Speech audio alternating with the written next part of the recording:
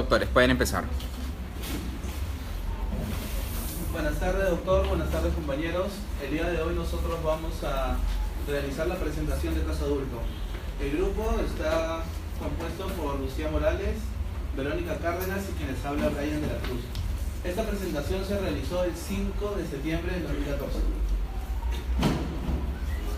Ya, nuestro paciente, como podemos observar, es un paciente de sexo masculino con iniciales EJQF de 19 años de edad y 8 meses, como lo mencioné.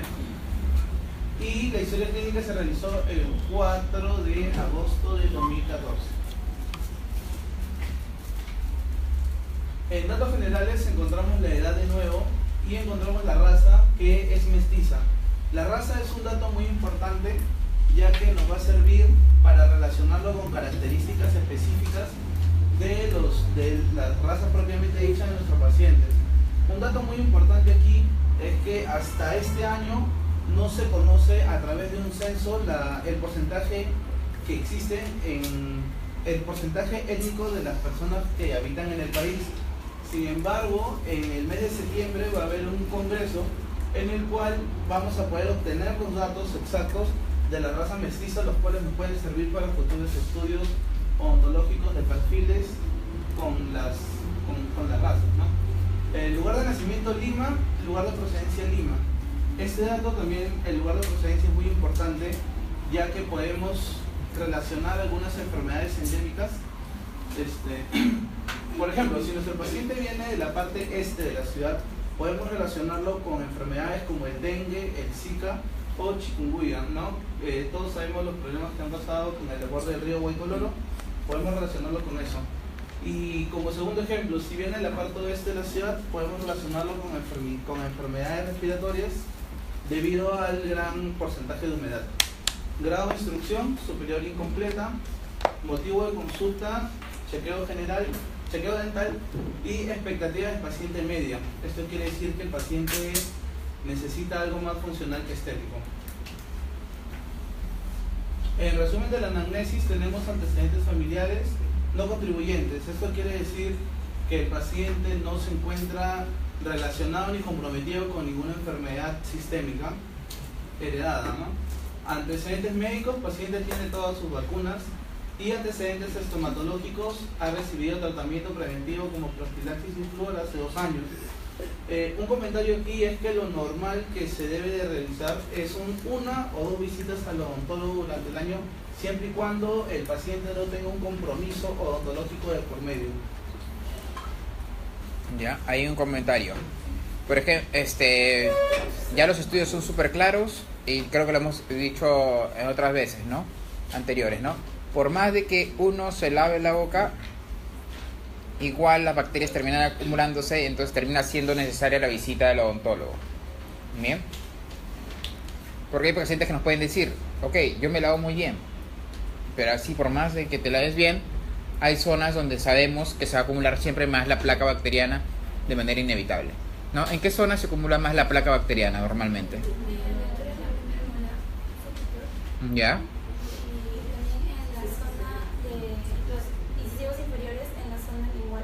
¿Por qué? Doctora, usted.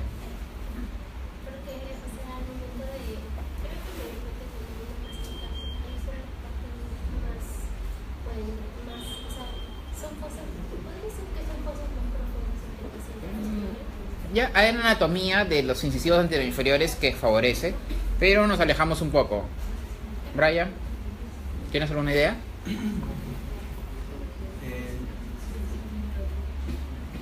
Pensaba lo mismo, ¿no? Pensaba más en la anatomía dentaria de los inferiores. Ya, es un factor importante, pero, doctora. Porque se encuentran glándulas que, o sea, por ahí existe secreción salival, al igual que la enfermedades molares, también secreción salival, lo que puede causar una retención del sustrato como piedras.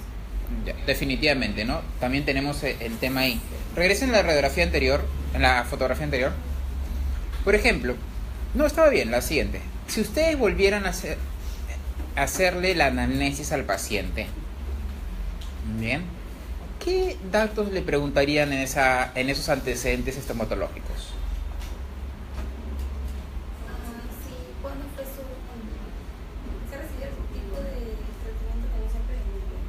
¿Ya? ¿Cómo qué?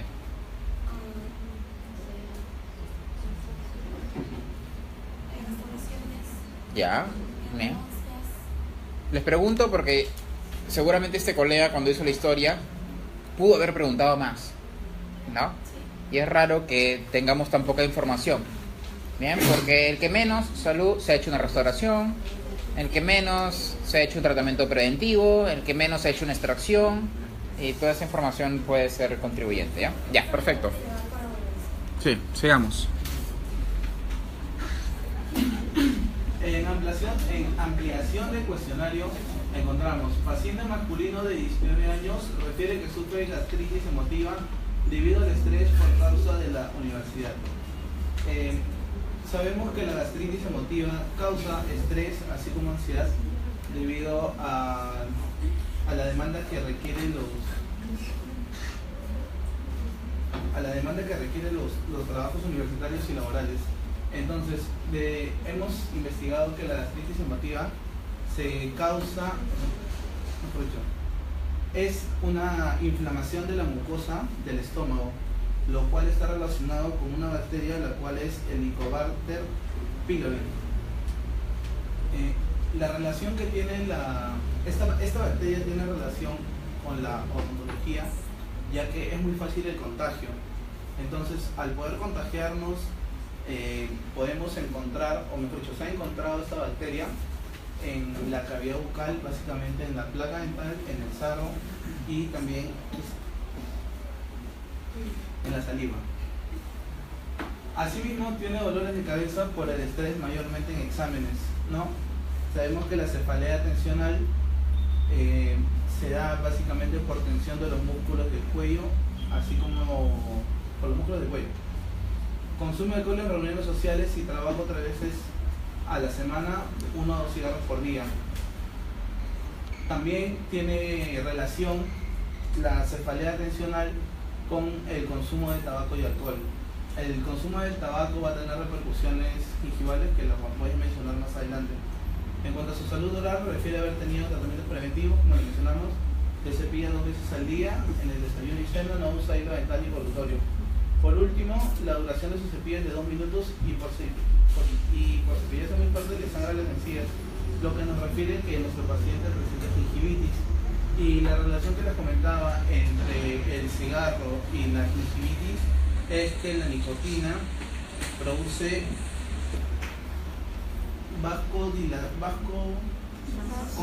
vasoconstricción de... Perdón. Dime.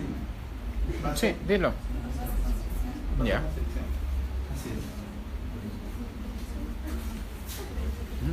es. Ahí, un ratito paramos. Regresa. Por ejemplo, gastritis emotiva porque tiene estrés por causa de la universidad, ¿no? Entonces, si fuera un doctor que está llevando EFSE, nos hubiera mandado el meme el otro día, ¿no es cierto? Tal vez tiene gastritis. ¿Dónde está la doctora con gastritis? Ahí está, mandando su meme, mira, concentrada, ¿no? Bien. Pero la gastritis... ¿Quién mandó?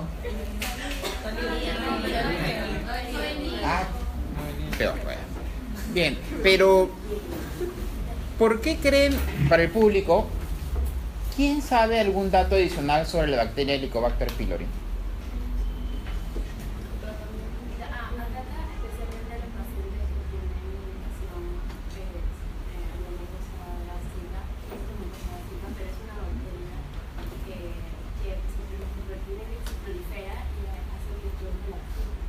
Ya, tibio. ¿Alguien más tiene algún dato? Yo tengo un dato más. A ver, cuéntanos por ahí. De cómo es que podemos contraerla, ¿no? Hay diferentes formas. La más común es, suena raro, pero es por las heces. Digamos, hay personas que no tienen buena higiene, entonces al tener contacto con otras, por un saludo o por compartir ciertos instrumentos, también podemos adoptar directamente la bacteria. También encontré por otro lado que muchas veces los tubérculos no vienen, o mejor dicho, a la hora de cultivarlos son tratados con aguas hervidas. Entonces esas aguas también pueden contener las bacterias. Al no tener al no limpiar bien los tubérculos antes de cocinarlos, podemos contraer también las bacterias. Bueno, y no es tan raro, ¿no? Hay muchas enfermedades que son de riesgo para nosotros, que se pueden dar por un contagio en el cual haya sido involucrado algún tipo de elemento contaminado, una hepatitis, ¿no? Súper común, ¿no? Por algo nuestros padres, a modo de recordatorio, siempre nos decían, lávate las manos y una serie de cosas, ¿bien? Pero sí es cierto, la gastritis lo que causa es que esta mucosa que se forma y que protege todas las paredes del estómago se va mermando. Bien, entonces los ácidos traspasan esta capa protectora y llegan a capas más inferiores. ¿Y el ácido qué genera? ¿Qué creen que genera un ácido? Una úlcera. Una úlcera, ¿no? Y una úlcera es una herida, ¿verdad? ¿Ok? El problema es que todos podemos tener una herida en nuestro cuerpo y en cualquier parte de la boca. ¿Bien? ¿Cuándo una herida, a pregunta abierta, es una preocupación para una persona?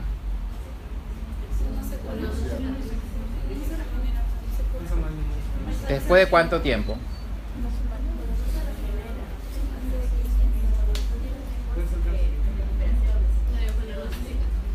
Ya, bien, estamos cerca, estamos bastante cerca.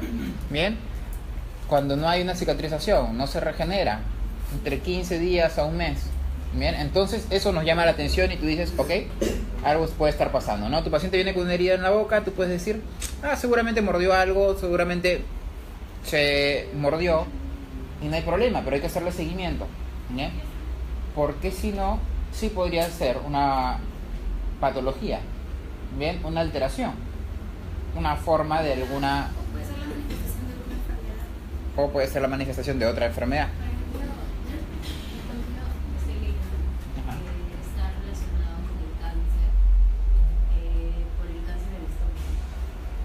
Bueno, es un buen comentario y así más o menos iba. Bien, ¿por qué se produce el cáncer?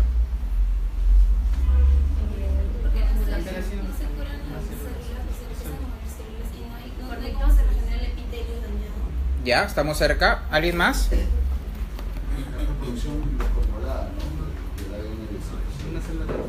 No, ustedes ya saben que viene la mitosis y todo lo que hemos estudiado y se producen. Entonces constantemente nuestro cuerpo está haciendo cáncer. Solamente que nuestro sistema inmune mata esas células y corrige y todo está bien, ¿no? El problema es que si este proceso es tan constante en el tiempo, tan exacerbado, hay más posibilidades de que una de estas células termine ganándonos y se forme el cáncer, ¿no? Por eso es que la gente dice, mira, ese patita lo despidieron del trabajo y de pronto cayó enfermo y le dio cáncer. ¿Bien? ¿Por qué? Porque tal vez se inmunosuprimió. Entonces el mecanismo de defensa ya no pudo y salió la patología.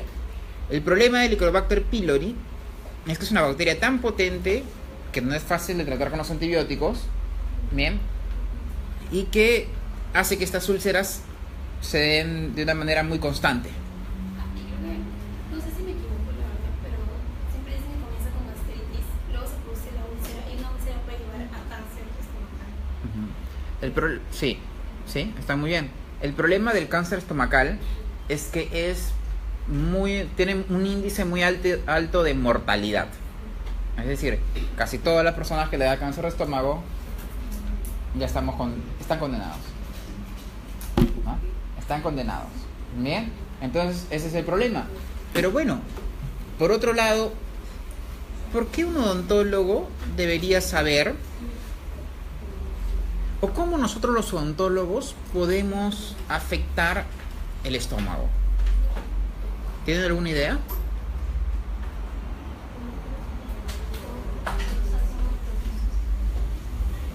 ¿Le echamos el ácido adhesivo y se lo pasa el estómago? ¿Cómo?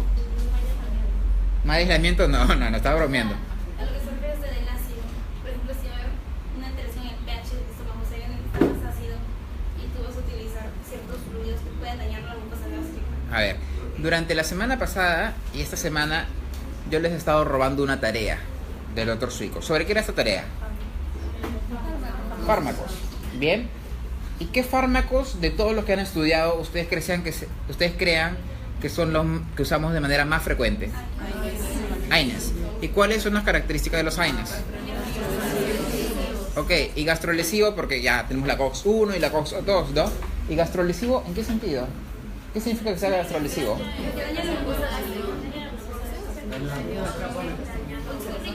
Exacto, de alguna manera permite que haya menos de esta mucosa y se irrita, y una ingesta muy prolongada de estos AINES puede ocasionar, o no ocasionar, nos puede predisponer a la gastritis. Bueno, felizmente nosotros los utilizamos durante periodos relativamente cortos, una semana, 10 días, no más. Bien, pero claro, si este es un paciente que ya de manera crónica los toma, porque tal vez tiene una artritis, porque tal vez tiene un dolor lumbar u otras patologías que hay, y nosotros le damos algo más, podríamos ahí sí incrementar el problema. Bien, y por eso cuando nosotros tenemos un paciente que tiene alguna patología como gastritis, no una gastritis leve, sino ya una gastritis propiamente dicha, ¿qué medicación adicional le podemos dar a este fármaco que le vamos a dar, a este antibiótico, a este AINE? ¿Ustedes qué opinan?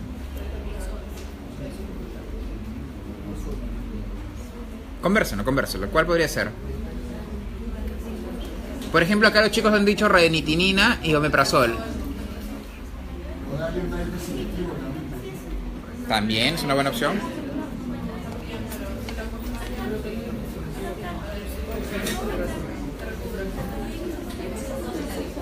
Pero los selectivos también. Ya, a ver chicos, ¿qué tienen?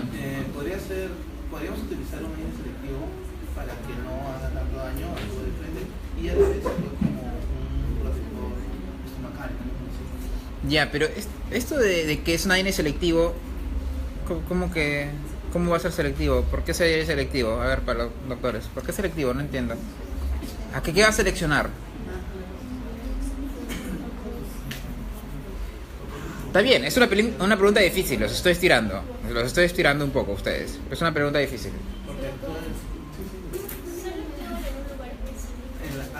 Actúa de frente en la COX-2. Ya. Todos sabemos que hay un ciclo inflamatorio, ¿verdad? Que viene toda esta cascada, y al final de la cascada, COX-1, COX-2, ¿verdad? Sí. La prostaglandinas, etcétera, ¿no? Entonces estos son selectivos, porque uno de estos dos canales también daña la parte de esta mucosa gástrica, ¿no? Entonces esa es una opción y es buena. Sin embargo, estos fármacos todavía son costosos. ¿Qué fármaco conocen ustedes que sea selectivo?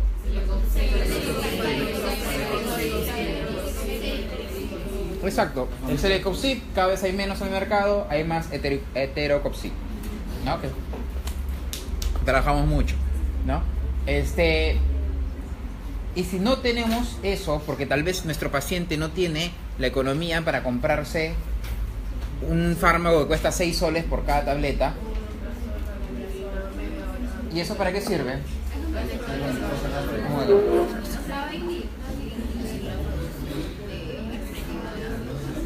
Exacto, inhibe esa manera y nos mantiene protegidos. ¿Alguien ha tomado alguna vez eso? ¿Tú tomas omeprazol? Cuenta tu historia. Lo que pasa es que ese año me diagnosticaron así. ¿Mucho trago? Por juntarte con él. Sí, pues por eso todos los miércoles no vienen, pues porque el martes. ¿Sí? ¿Ya? ¿Y qué pasó? A ver, cuéntanos esta triste historia. Como hace 3, 4 años. Ajá. Y me empezaron a molestias, entonces el doctor a la centralóloga le dijo que tenía que tomar. Solo me pasó, porque siempre pasó, me dolía mucho. Y yo suelo tener dolor de cabeza, me dolía en mi estómago, muchas molestias, como efectos secundarios. Entonces el médico tomó un omeprazol y me muy bien. Más grande, de varias tabletas, también como 4 Blister. Claro, está bien. Un blister nomás. Un blister. Ah, bueno, está bien. Entonces, miren, tenemos que tomar eso en consideración y por eso es importante la anamnesis, ¿no? Tú ya le hiciste la anamnesis Y ya desde ahí vas diciendo, ok, si a este paciente le tengo que medicar algo, ya lo vas ya lo vas teniendo ahí claro. Bien. Otro dato importante, gastritis emotiva. Gastritis emotiva per se es un diagnóstico, no necesariamente. Bien. Es causada por un factor psicosomático. Es emocional. Pero de todas maneras, cuando tengamos un cuadro así, es como cuando el paciente nos dice, ¿no? Doctor, sí, yo tengo hipertensión, presión alta, ¿no? Y tú dices, carambas. ¿Y qué le dijo el médico? No, mi vecino me dijo, ¿no? ¿No? Tenemos que... Ahí sí ya nos preocupamos porque tenemos que indagar. ¿Bien? Por eso no se considera antecedentes médicos. Porque no está considerado. Sí, buen punto. Sí, tienes razón. Ajá. Necesariamente la gastritis emotiva tiene que ser causada por el o solamente por el error neurológico. Esa es una muy buena pregunta también, porque el Helicobacter pylori no necesariamente está siempre presente para que sea gastritis. Lamentablemente es una bacteria adicional que se suma, ¿no? Y que es la que hace que tú tengas una resistencia a los medicamentos hasta cierto punto. Me parece que es así. Un pañuelo, por favor. ¿No? Entonces sí, hay muchas maneras, ¿no? Entonces, definitivamente por ahí va la relevancia en cuanto a nosotros. Bien. Ahora sí, vamos a la siguiente diapositiva, chicos. En el examen clínico general, el paciente pesa 82 kilogramos, tiene una talla de 1,75 centímetros y en relación de peso-talla está en el rango de 26.78. O sea que el paciente tiene sobrepeso y el sobrepeso se caracteriza en un rango de 25 a 29.9. Es un paciente receptivo y está en aparente buen estado general, aparente buen estado hídrico, nutricional y lúcido de actuación. Y funciones vitales no se representan.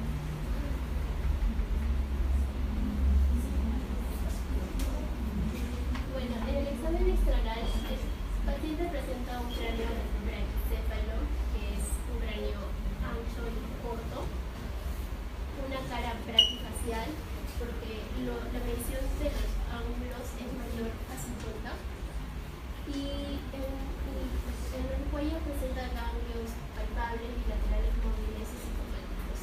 Es simétrico. El perfil anteroposterior es convexo, ya que tomando las medidas del punto labela subnasal y cogonio tienen un ángulo menor a 170. Y en el perfil vertical es tipo divergente, ya que los planos tanto de Campbell como mandibular se entrecruzan bien por detrás del pabellón.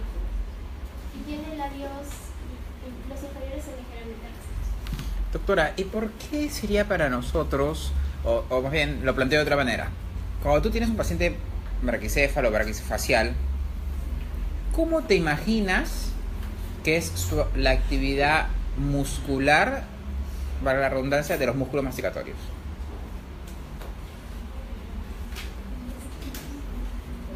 O sea, ¿cómo te imaginas? ¿Cómo crees que funcionan esos músculos?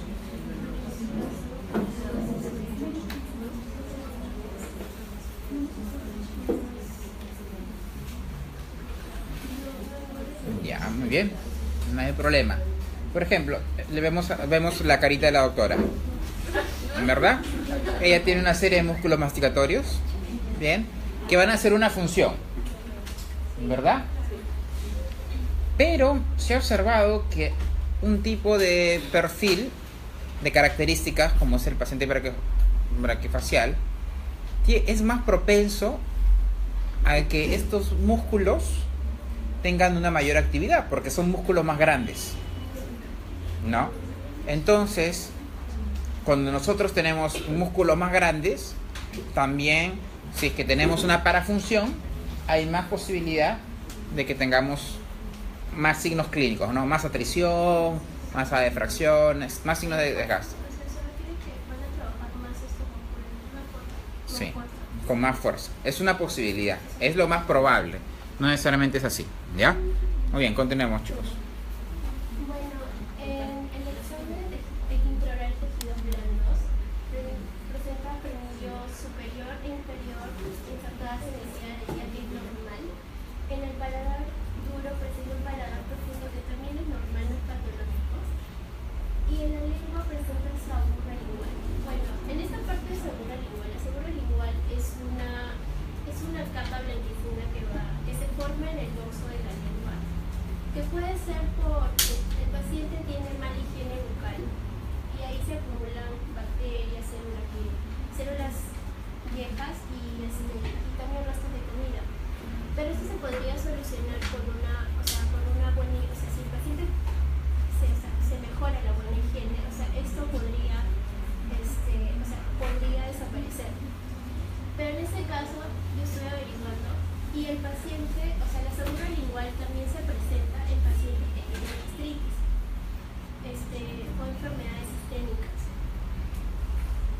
No dice algo exactamente, pero parece que tiene una relación con la bacteria que forma la gastritis con el Helicobacter pylori, que hace que, como dice, irrita La mucosa gástrica.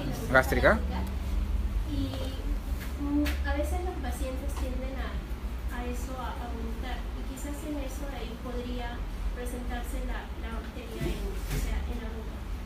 O sea, como lo dijo él, también la bacteria podría presentarse tanto en la placa dental. Entonces, por más que el paciente tenga una buena higiene, por más que no se cure la gastritis, podría seguir presentando estas enfermedades. Bueno, es interesante lo que mencionas, no lo tengo muy claro, no lo he revisado, pero naturalmente si un paciente tiene un problema gástrico, muchas veces los problemas no vienen solos, sino que vienen acompañados de otros. ¿Ustedes han escuchado alguna vez hablar sobre el reflujo gástrico? Sí. Mucha gente sufre de reflujo gástrico. Bien, un paciente con gastritis podría sufrir de reflujo gástrico. El problema es que este reflujo podría caer a alguna zona de la cavidad, bien, cambiando ese pequeño ambiente que hay, ¿no? Y al cambiar ese pequeño ambiente puede dar lugar a que otras bacterias crezcan ahí, otras que no son comunes ahí, y hay una colonización diferente, ¿no? Y se forma lo que podríamos conocer como saburra dental, saburra lingual, perdón. La doctora Vettori tiene una pregunta. ¿Cuál es, para todo el grupo, ¿no? ¿Cuál es la relación entre el sobrepeso y la odontología? Podemos saber que de repente es posible de que el paciente tenga una dieta con mayor carbohidratos, porque podemos esperar que dentro de la cavidad va a haber de repente mayores lesiones cariosas o cosas profundas con lesiones incipientes. ¿Ya? ¿Alguien de todo? ¿Ustedes tienen otra apreciación? No, era eso. ¿Era eso? Bien, perfecto, está bien. ¿Alguien más tiene algún dato adicional? Bien, ese es el primer enfoque. Naturalmente, ¿doctora? Un paciente que tiene más ingesta de carbohidratos, más sobrepeso, más ingesta de carbohidratos, y ya sabemos ¿cómo es? La triada de X, de Case, ¿no? ¿Sí? Y ya sabemos de dónde viene el problema. Bien, pero como vamos a revisar más adelante cuando estén en clínica 2, los estudios nos dicen también que los adipocitos, todos sabemos lo que son los adipocitos, ¿sí? Las células, la unidad funcional básica del tejido graso. Los estudios nos están indicando que estos adipocitos también contienen o promueven las sustancias inflamatorias. Bien, entonces, si yo tengo más adipocitos, ¿qué problema podría tener? Mayor inflamación. ¿Y qué problemas relacionados a la inflamación conocen? Y periodontitis. No son más que problemas asociados a procesos inflamatorios. Bien. Por eso es que muchas veces, cuando tengan un paciente periodontal, busquen un paciente que podría tener un sobrepeso. Es un factor asociado. Doctora.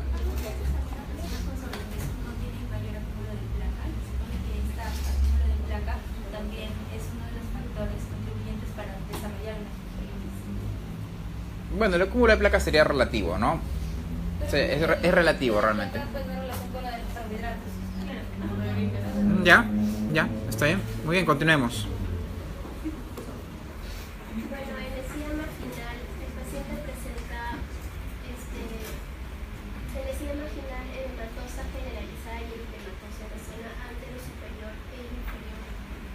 El SIDA papilar presenta edema generalizada y el SIDA de Ehlea se encuentra normal. Y el PCR normal presenta edema. Por ejemplo, ustedes mencionaron el tema del paladar profundo. Bien. No necesariamente su paciente, imaginémonos en cualquier otro paciente. Bien. ¿Qué repercusión desde el punto de vista odontológico? Imagínense, ¿no? Si no lo saben, no hay ningún problema tampoco. Podría tener que un paciente tenga paladar profundo. Lo que pasa es que a veces Sí, coméntalo y de ahí comenta, doctora. lo que pasa es que las personas con paladar profundo mayor, o sea, reflejan hábitos. Por ejemplo, pueden tener respiración mixta. O sea, no es patológico, en realidad. O sea, cualquier persona lo puede tener. ¿Ya? Ok, no es patológico. Pero puede presentar. Pero ¿qué repercusión podría traer en nuestro mundo odontológico cuando tú tratas a un paciente? ¿Tienen otra idea? La posición de la lengua. O sea, podría ser una posición anómala. O sea, tendría una costumbre, por así decirlo, de siempre llevar la lengua al paladar. No necesariamente. ¿Ok? Diagnóstico de oclusión. Edéntulo parcial. Edéntulo parcial de la pieza 1.4, 1.5, 1.6 por un lado. Y 2.4, 2.5, 2.6. Bien. Múltiples piezas ausentes. Tratamiento ideal, ya van a ver ustedes que son los implantes. Y si no, hay un tratamiento alternativo. ¿Qué tratamiento les permite a ustedes reemplazar varias piezas?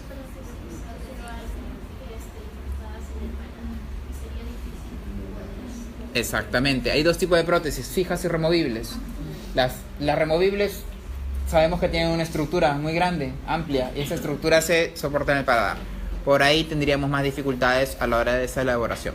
Bien, listo, continuemos.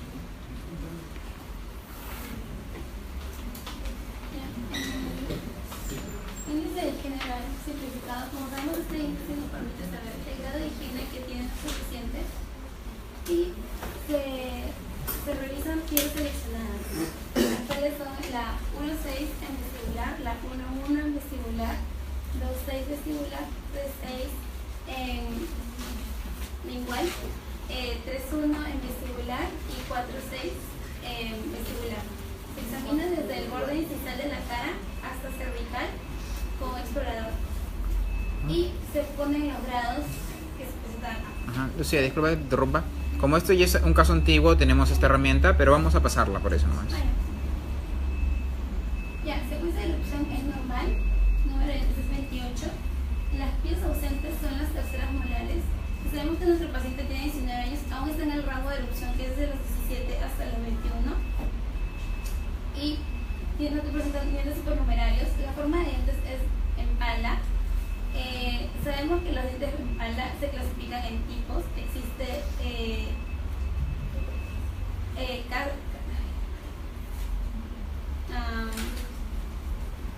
Si no te acuerdas, en grupo, discutan en grupo y tenlo.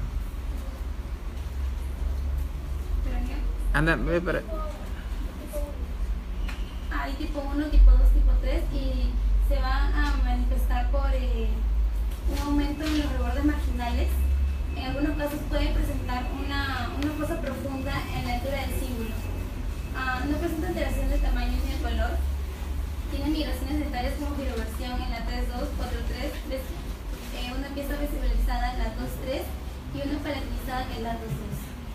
Restauraciones en mal estado son todas estas piezas mencionadas. Muy bien, disculpa que te vuelva a interrumpir. Yo tengo un paciente con estas características, entonces el ortodoncista de mi consultorio lo deriva. Bien. Y me dice, mira Juan Francisco, te lo voy a mandar la próxima semana, pero te voy pasando las fotos en estática. Bien. Con estas fotos en estática y ustedes un poquito imaginándose, ¿cómo creen que sería la oclusión en dinámica de este paciente? ¿Cómo creen ustedes que sería? ¿Ya alterada? Sí, yo pienso que también sí. ¿Ya? Por ejemplo, si hiciera lateralidad derecha, ¿quiénes crees que chocarían?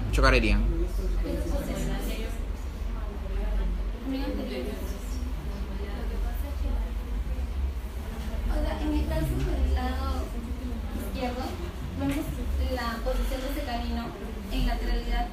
Podría ser que se podrían contactar los incisivos y también piezas posteriores. ¿Ustedes qué opinan, chicos? ¿Compartimos la idea? Sí, no, los caninos los vemos que no están en la posición ideal. Están.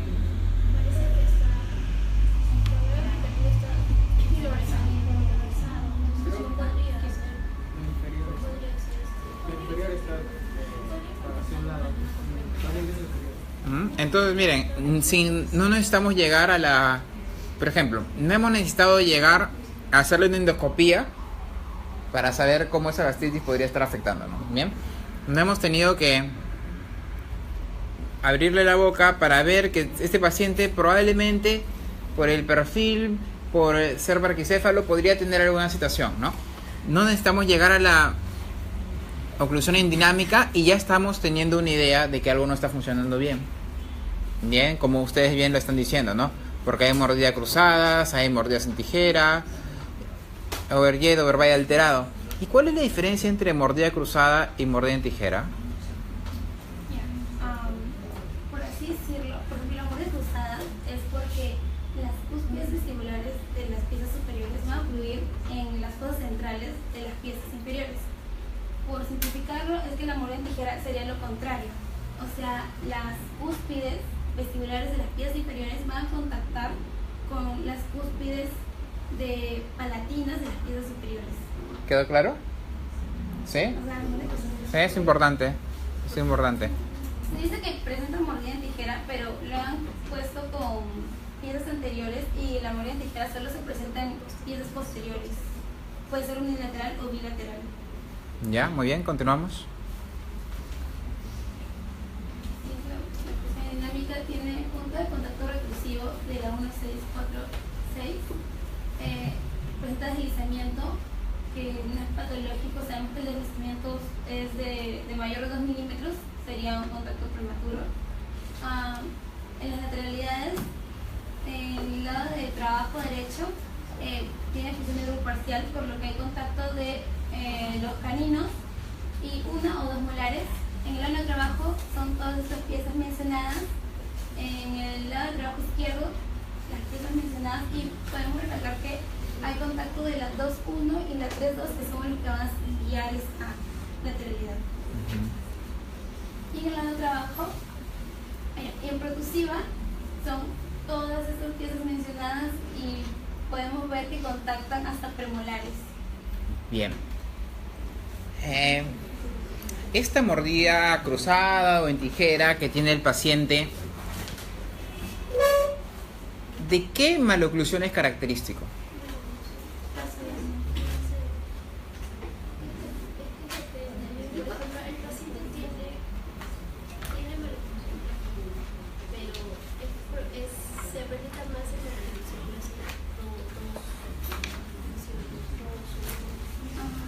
Sabemos que las maloclusiones son un conjunto de características, por lo que mordida cruzada se puede presentar en cualquiera de las maloclusiones, en mordida en tijera también, pero sabemos que la maloclusión es una alteración anteroposterior. O sea, para poder descartar un diagnóstico le podría hacer una cefalométrica al paciente para saber si es que algún maxilar está alterado, pero en diagnóstico clínico creemos que es maloclusión clase 1. Amén. ¿Sí? ¿La mordida cruzada es exclusivo de alguna maloclusión? No. Podríamos tener la mordida cruzada anterior tal vez. Pero aún así, podríamos tener un paciente vis a vis clase 3. Podríamos tener un paciente que tenga, aunque sea un poquito de overjet positivo, clase 3. ¿No? Porque a veces se compensan. ¿no? Los ortodoncistas trabajan y compensan. Bien, pero esqueléticamente no has cambiado. Cambias esqueléticamente cuando te hacen una cirugía ortognática. Bien, entonces ya, perfecto. Vamos bien. Cuando ustedes registren su oclusión en dinámica, una característica es que, ya que no tenemos un video, porque no lo podemos hacer en el día a día, pero el orden que nosotros colocamos esos contactos es el orden en cómo sean los contactos.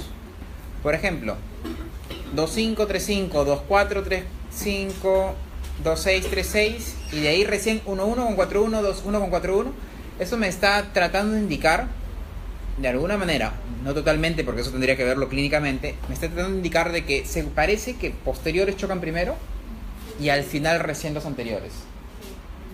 Bien, o sea, tiene una razón de ser porque es escrito de esa manera. Bien, ya, listo, continuamos, chicos. Y a continuación vamos a ver el odontograma. La pieza 1.8, como mencionó Lucía, está ausente, todavía la erupciona. La 1.7, en la pieza 1.7 encontramos una restauración de amalgama en mal estado en la cara ocluso vestibular. La 1.6, así como en la 1.7, también encontramos una restauración de amalgama en mal estado, esta vez en la cara ocluso palatino. La pieza 1.5 presenta una fosa profunda con lesión callosa incipiente.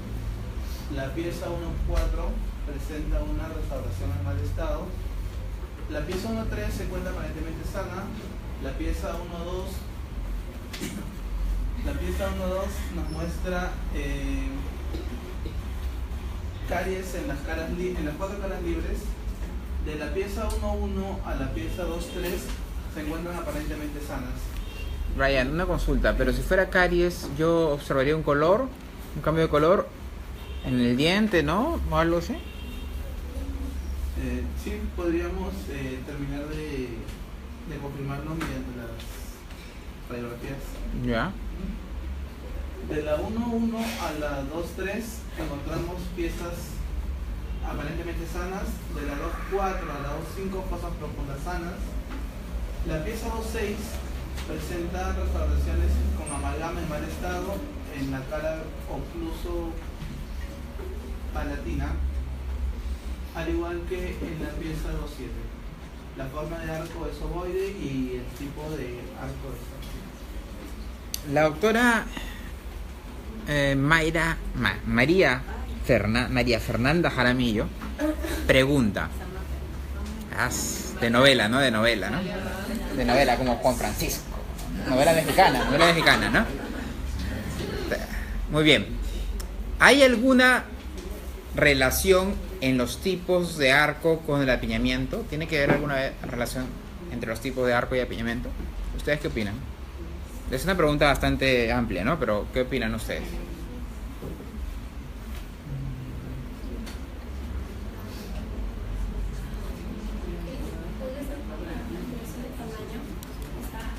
El tipo de arco es una formación esquelética. Si el arco es más pequeño, que se puede presentar de repente en un tipo de arco ovoide que suelen ser más pequeños que los postrados, no va a haber la suficiente cantidad de espacio y puede haber una mayor prevalencia de apiñamiento.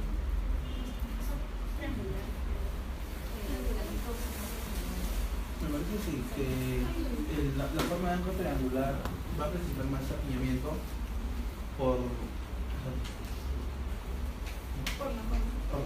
precisamente por la forma de órgano, ¿no?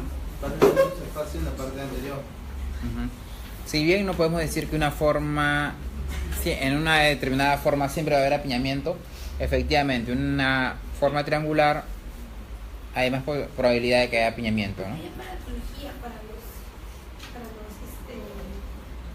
los arcos, ¿verdad? Creo que sí, ¿no? A ver, si tenemos un paciente con un arco triangular, bien, y ese está en un periodo de crecimiento, ¿alguno de ustedes, público televidente, conoce algún tipo de aparatología que se podría usar para modificar el arco? No sé si para ese tipo de arco, pero sí sé que hay expansores que abren, por ejemplo, cuando tienen el paladar profundo, suele tener un arco más pequeño y hay expansores que suelen abrir, pero creo que solamente es hasta los 12 años de edad, que es cuando todavía los huesos están unidos por un cartílago, donde se podría abrir todavía. ¿Y qué zona es la que se termina abriendo para que se expanda? La sutura intermaxilar. Hasta los 12 años, ¿no? Entonces ahí el ortodoncista te toma una radiografía especial, ve esto y ve si puede hacer esa expansión maxilar, ¿no? Hay muchos modelos de aparatos, uno de ellos, por ejemplo, es el Hyrax. ¿Bien? El Hyrax, ¿no? Entonces, y una persona responsable te va activando medio milímetro, 1 milímetro día a día. Bien, hasta que se genera una mayor ampliación. Ya, muy bien, chicos, continuemos. Ya, empezamos con la pieza 3.8, está ausente. La pieza 3.7 presenta una restauración de amalgama en mal estado en ocluso, en la cara oclusal, vestibular y palatina. En la pieza 3.6 encontramos una fosa profunda con lesión callosa incipiente. La pieza 3.5 con la 3.4 fosa profunda sana. De la pieza 3.3 a la 4.3 están en aparente buen estado. La 3.4 y la 3.5 tienen fosas profundas sanas. La 4.6 presenta fosa profunda con lesión callosa incipiente y una restauración en buen estado en la cara vestibular.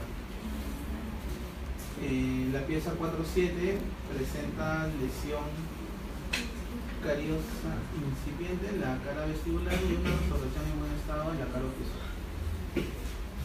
La forma de arco ovoide y el tipo de arco amiado.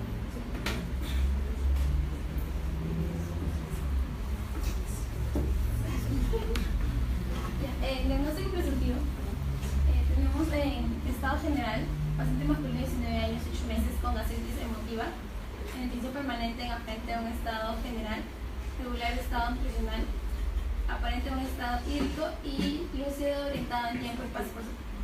En las condiciones estomatológicas tenemos tejido blando gingivitis asociada a placa bacteriana con factor local contribuyente a apillamiento, tejidos duros, la alteración de forma, dientes en pala, fosas profundas sanas en todas las piezas mencionadas y en caries dental, fosa profunda con lesión cariosa 1.5, 3.6, 4.6 como oclusal y restauraciones de mal estado en todas las piezas mencionadas y lesiones cariosas en la pieza 4.7 vestibular.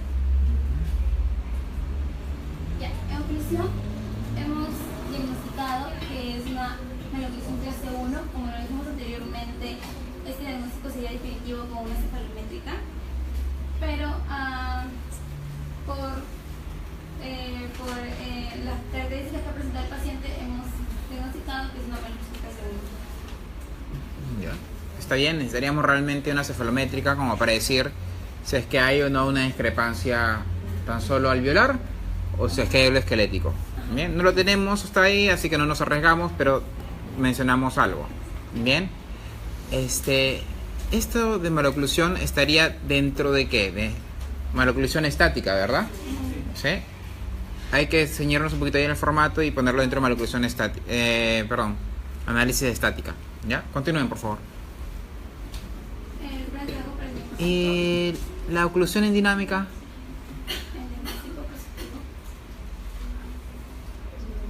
A ver. En diagnóstico presuntivo, ¿también no se hace también en estática?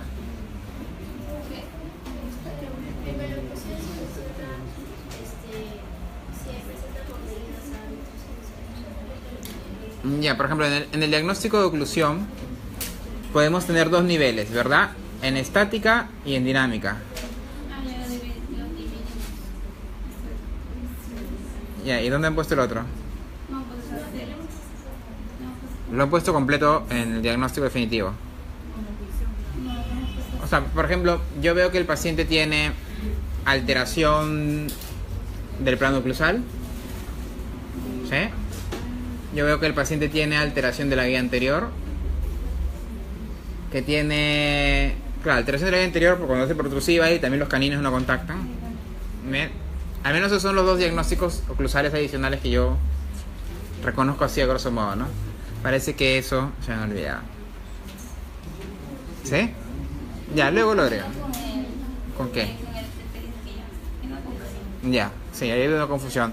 Una pregunta acá de la doctora Katia Sass Malia. La ha sacado, creo que la ha puesto de Yahoo Preguntas, porque dice, sí, una pregunta clásica de nuestros pacientes: ¿las restauraciones con amalgama podrían traer consecuencias a la salud del paciente? Yo he leído de que el amalgama decía, o sea, hay mitos que supuestamente el amalgama es tóxico para el paciente, pero, o sea, ya no se utiliza porque dicen que el trabajo del amalgama contamina mucho el ambiente y por eso se puede utilizar. Yo he leído. ¿Alguien, doctora? También creo que es antiestético. Pero eso no, sí, es estético, pero no le hace daño, digamos, al paciente. Ahí, ¿verdad? O sea, creo que hay menos probabilidad de que se filtre.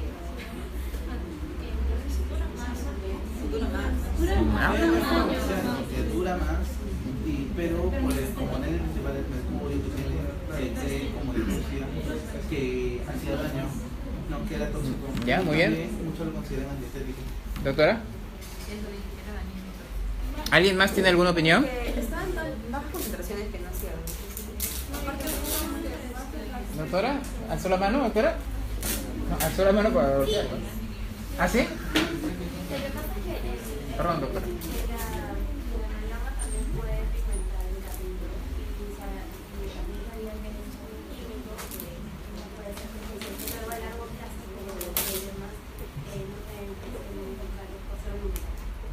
¿Doctora? De tejidos sanos. Bien. Doctora, bienvenido. Doctora, por allá.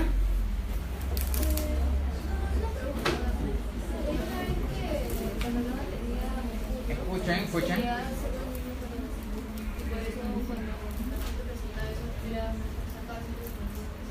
Ya, ok. Una amalgama una amalgama es la mezcla de dos sustancias químicas. Pueden haber muchas mezclas. Cuando, por ejemplo, tú vas a hacer una prótesis removible y esta estructura de metal que tiene la prótesis removible, ¿no? Doctora, a ver, sáquense su prótesis removible. ¿No? ¿Doctora, usted? ¿Tampoco?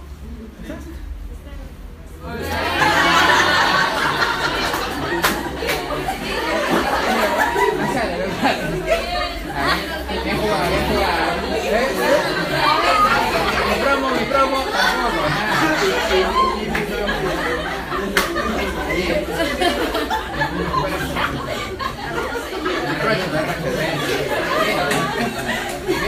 Bien jugado.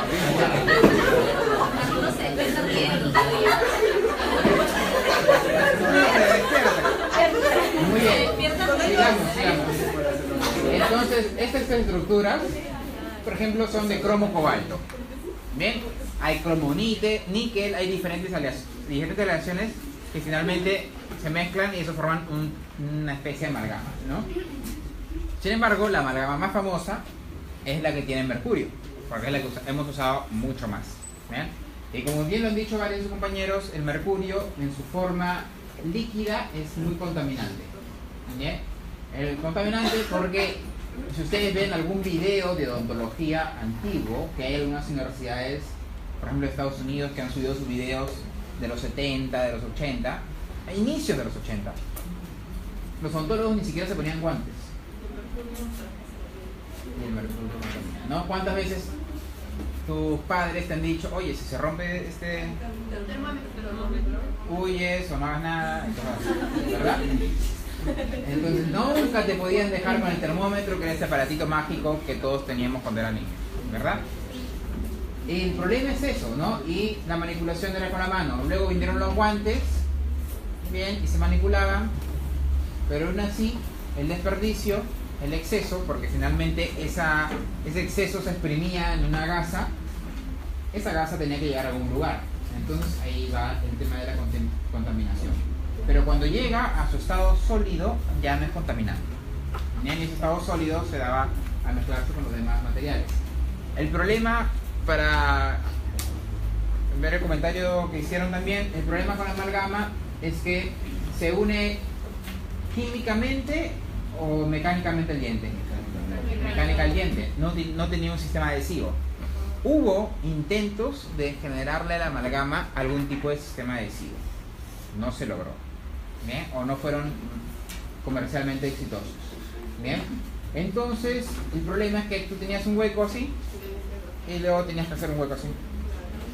Entonces, cuando tú tienes que cambiar una amalgama a tu paciente, tú siempre le tienes que decir a tu paciente que si bien la amalgama se ve así, hay la posibilidad de que cuando tú la retires, la cavidad es mucho más amplia.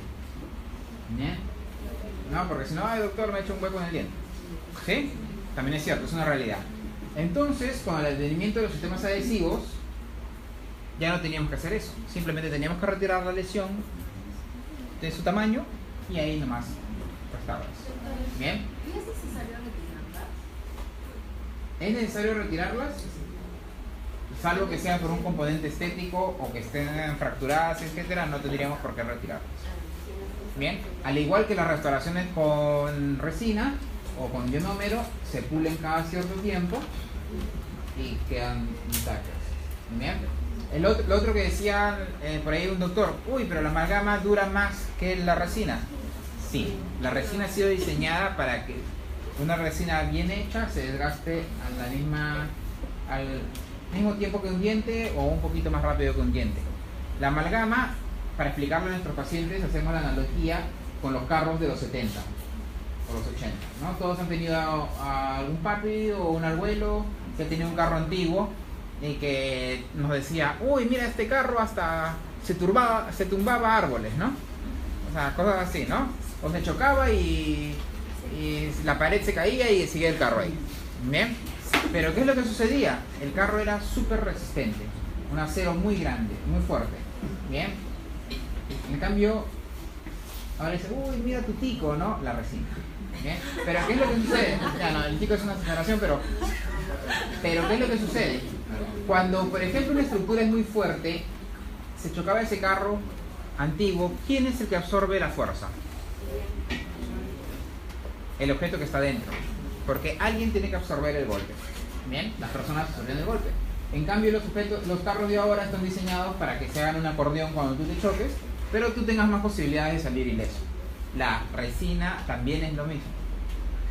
Por eso, ¿por qué? Porque ¿qué es lo que sucede? La amalgama es tan dura que si no está bien hecha y tú tienes un contacto, una malposición, una malvolución, una parafunción, esa amalgama, ese contacto que tú tienes de diente con amalgama termina desgastando el diente con mayor facilidad.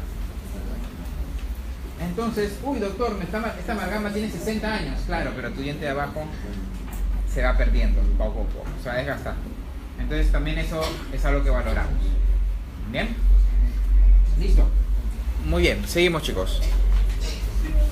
Trabajo para el diagnóstico se necesitan fotografías extraorales y florales, radiografía panorámica, Bywin, temporales y premolares, y en exámenes se definieron los físicos que tenían y una interconsulta con un nutricionista para evaluar su sobrepeso.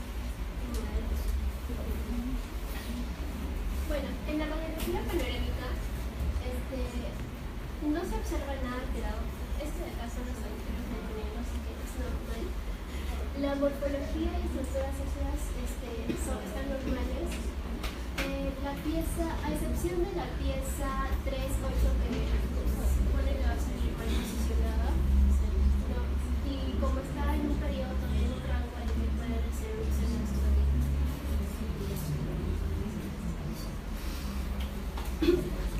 Muy bien, como el tiempo está un poco ingrato, les voy a hacer algunas preguntas.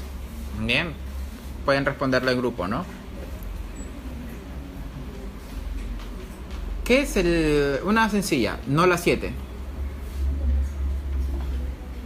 Cuando alguien dice, este diente está en no la 7, ¿a qué nos referimos? Con una completa. Con corona completa sí, pero falta. Ya, entonces no la 8. Ya, ok. Cuando estás sentado sí te la sabes, ¿no? Cuando estás adelante. ¿No? Ahí está. Todos son generales después de la guerra, ¿no? No la 8. No la 8 es un momento importante.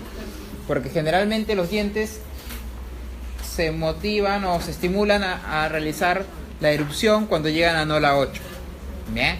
Se dice que cuando tú sacas el diente deciduo en no la 8, ok, todo esto está estimulado y sigue ese camino. Si tú sacas el diente deciduo antes del no la 8, algunos dicen no la 7, más bien se termina retrasando la erupción. Y vienen todos los problemas que nosotros ya conocemos. Bien. ¿Qué estructura anatómica en el maxilar superior debería ser importante para nosotros a la hora de realizar una extracción? ¿Por qué?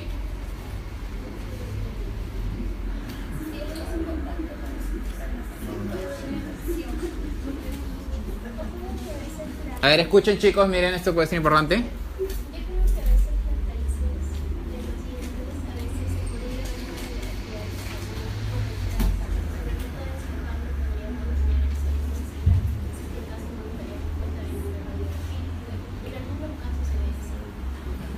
¿Ya? ¿Bien? Espera, doctora. No tenga que se hace cosquillas ahí y no escucho. Ya, a ver. Ya, doctora, por favor, repita nuevamente.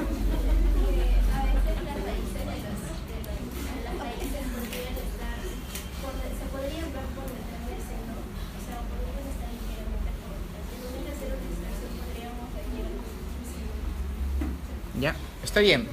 En una... ¿Perdona? Doctora Katia, ¿ibas a ponernos algo? Es correcto lo que dicen los compañeros. Sin embargo, recuerden siempre que la radiografía es algo bidimensional y el cuerpo es tridimensional. Entonces hay muchas ocasiones en las cuales tenemos el seno maxilar y pareciera que, por ejemplo, ahí la 1.6, ¿no? Pareciera que esa raíz está dentro. Pero generalmente está por delante. Generalmente el seno maxilar se va por detrás. Sin embargo, muchas veces cuando tenemos una duda, sí amerita que tengamos que tomar incluso una tomografía, si es que tenemos que sacar. Bien, ya, finalmente, y creo que con esta pregunta terminamos, o con este comentario terminamos. Por ejemplo, cuando tenemos, eso es algo que nos puede pasar a todos. Sacamos una extracción, sacamos un diente, realizamos una extracción, y cómo nos damos cuenta que hemos llegado al seno maxilar o hemos perforado el seno. ¿Cómo nos daremos cuenta? ¿Alguien tiene alguna idea? ¿Cómo te diste cuenta? Sacaste un diente, que tú sabías que había un riesgo por la proximidad, ¿sí? Al seno. ¿Cómo te das cuenta que perforaste o no el seno? ¿O que rompiste el seno o no cuando sacaste? ¿O que ha quedado un hueco? Doctor. Creo que el sangrado es más abundante. No necesariamente.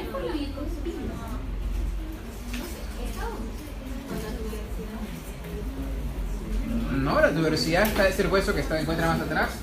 No te da... ahí va a estar, igualito va a estar. ¿Alguien más tiene alguna idea? ¿Por las mucosas? ¿Qué cosa?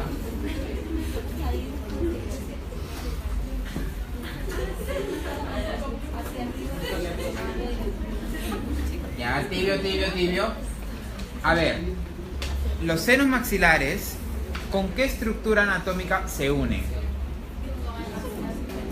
Ya, se encuentran relacionadas al maxilar superior. Bien, esto es en esta zona. Pero hacia el sector anterior, ¿con qué estructura se unen? Las fosas nasales, ¿no es cierto? En el meato medio, por ahí. Por eso es que cuando tú tienes sinusitis, se almacena acá, pero sale por acá, ¿no? Estás con el moquillo. ¿Bien? Ok, entonces si esto tiene relación, una forma de darnos cuenta que si hemos hecho una perforación o no, es una prueba, no estoy seguro el nombre, no me acuerdo, creo que es Valsalva, pero en la cual tú le dices al paciente que se cierre la nariz, sopla con fuerza y el aire ¿por dónde saldría? Por el agujero. Entonces tú ves el coágulo que se está formando, todavía es líquido, ¿verdad?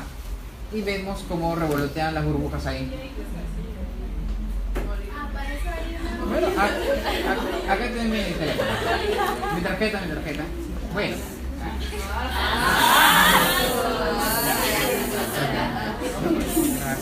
Profe. No. Nosotros podemos tener varias circunstancias. El manejo es sencillo. Tenemos que tener varias circunstancias. Si nosotros sospechamos, por ejemplo, que ha sido una perforación pequeña, porque tal vez solamente se veía un compromiso del ápice de la raíz, no hay ningún problema. Se forma el coágulo, este paciente muerde su gasa, como cualquier otra extracción, y ya está. Bien.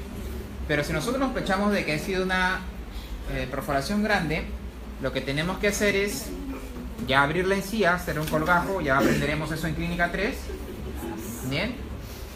Y la encía la jalan para que cerrar todo el alveolo, ¿no? No queda abierto el hueco, sino queda así cerradito. Ya aprenderemos eso cuando lleguen a clínica 3. Bien, así que por ahora no nos estresaremos tanto con eso. Bien. También hay otras estrategias, también comercialmente hay cierto tipo de tapones, esponjas de ciertos materiales, esponja de colágeno, por ejemplo, que se ponen para obturar esos ojos. Bien. Listo, chicos. Muy bien. Gracias. Siguiente grupo, un aplauso para los doctores.